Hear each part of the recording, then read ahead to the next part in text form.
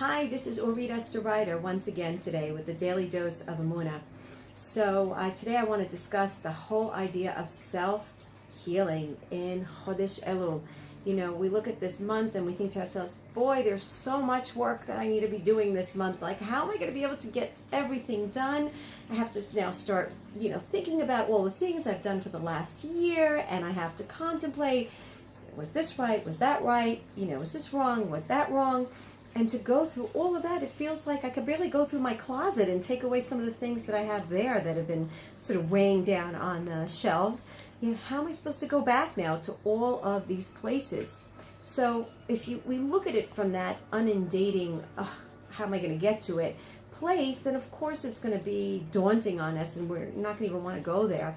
But if we look at it from a place of self-healing, where it's an actual opportunity for us to get to know those areas that are stuck within ourselves. And that ultimately, although we're being instructed, highly suggested from our Creator to go ahead through this process, it eventually really is a whole self-healing process. It's something that we ourselves are going to greatly, greatly benefit from, Be'ezrat Hashem, because at the end of the day, this whole process is really meant as a self-healing journey.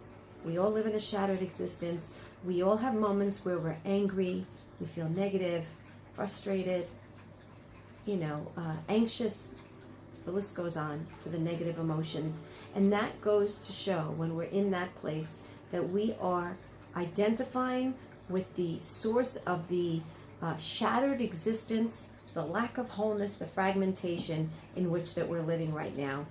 And the journey of life is to slowly nourish ourselves back to a place of wholesomeness. So something to think about when we hear the blows, the heartfelt blows of the shofar every day of the month of Elul, every day of the 10 days of tshuva. We need to ask ourselves one question. Which place of shattering do I identify myself with? Do I identify myself with the scream of the tkiyah? The tkiyah is like an unbroken blast, right? Essentially what it is it's a long, heartfelt scream.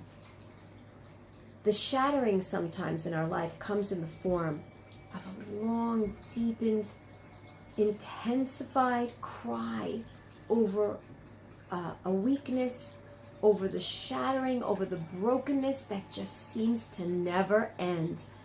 It's not like it picks itself up at any point. It just seems to become this deepening pain that continuously becomes harder and harder to contend with.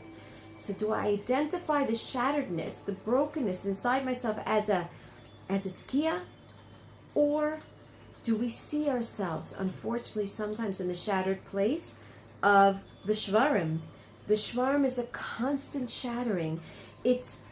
I'm finally putting myself together and then boom, again, I'm shattered. I'm putting myself together and then boom, again. This constant building, shattering, building, shattering. I'm finally feeling that I'm getting somewhere, and then again, I have once again to confront that up and down movement of shattering. What we need to identify and look towards and focus on this month, and particularly when we hear the shofar, is what eventually comes after the tkiyah and the shvarim, and that's teruah. The teruah, the heartfelt blow of redemption, it's the idea of the tkiyah. If it's one long, or if it's the shvarim, the constant movement of breaking again, it eventually leads and is leading to that place of teruah. And the teruah is what's born from the broken heart.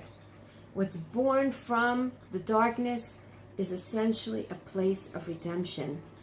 So when we hear the shofar, when we go through the emotions, when we go through the steps of Elul to get to a place of self-healing and wholesomeness, we have to know that what awaits us, Be'ezrat Hashem, at the end of the whole journey is to keep your eye on the goal. The goal is Truah, is to finally hear the shofar, Be'ezrat Hashem, Bekarov, of Eliyahu Navi, that's going to come and blow the shofar and finally redeem each and every one of us in our personal way and in the collective way of the Jewish nation.